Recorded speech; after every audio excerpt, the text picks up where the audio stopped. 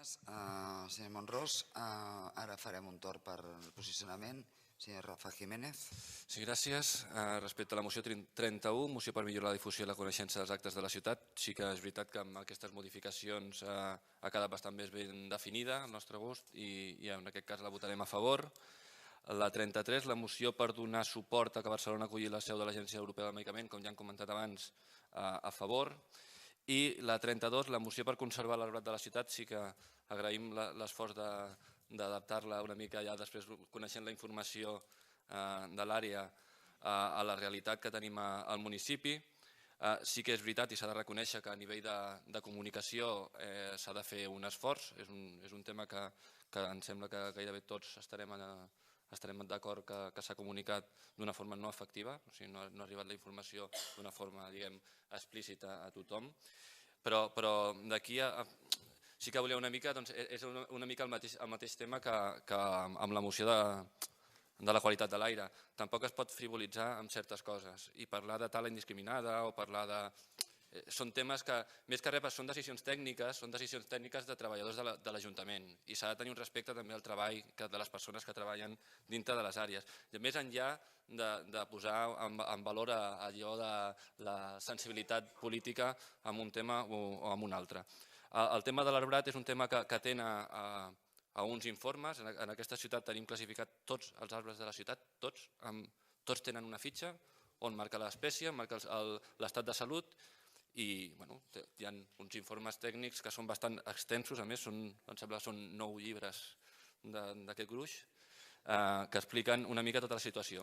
Hi ha una avaluació de riscos, hi ha unes lleis que es posaran en vigor, sobretot la llei d'accessibilitat, que es posaran en vigor l'1 de desembre d'aquest any, i s'ha de tenir en compte. S'ha de tenir en compte a l'hora de tenir certs elements a les voreres que impedeixin el pas de les persones que tenen una mobilitat reduïda.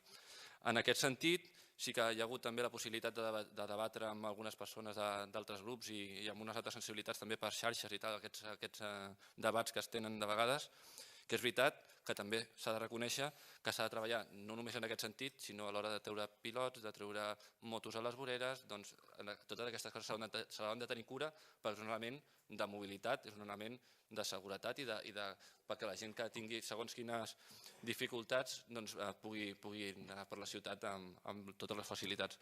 Més enllà d'això sí que hi ha una sèrie de criteris mediambientals, de sostenibilitat, de temes també d'al·lèrgies.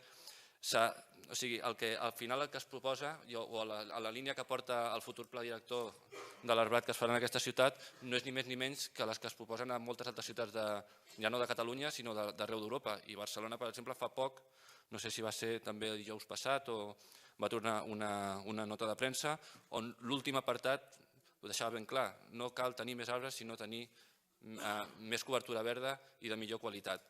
I en aquest sentit s'ha de treballar, perquè és aquesta la funció. Tampoc cal tenir el 80% d'arbres de fulla caduca que a l'hivern no ens fan aquesta acció de sumidero de CO2, perquè realment quan també és a l'hivern precisament quan tenim més època de sequia i on tenim episodis d'altes pressions que també afecten bastant els nivells de qualitat de l'aire en aquest sentit, i també vindria bé tenir una proporció major d'arbres de fulla perenne a les zones verdes.